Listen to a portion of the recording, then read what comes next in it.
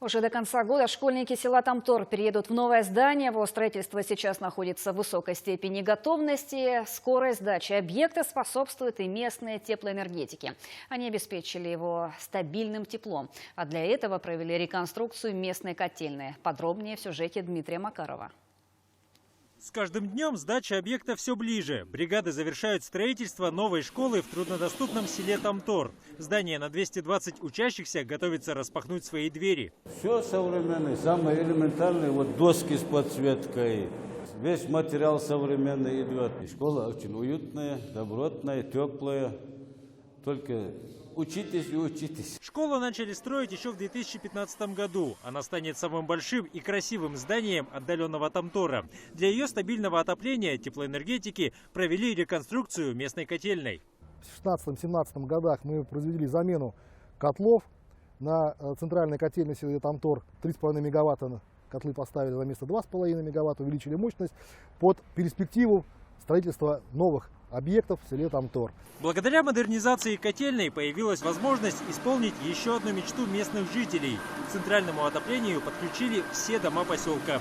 Для этого обновили схему теплоснабжения. Мы подключили весь жилфонд. В этом году мы закончили полностью на подключение жилфонда. То есть у нас Тамтор весь под отоплением, под теплом. Мы построили теплые сети, надежные, длинные, можно сказать, прочные и вечные. Тамтор находится неподалеку от Эймикона, который считается полюсом холода северного полушария. Температура зимой здесь нередко приближается к 60 градусам ниже нуля. Поэтому 2019 год в одном из самых морозных мест на планете запомнится надолго.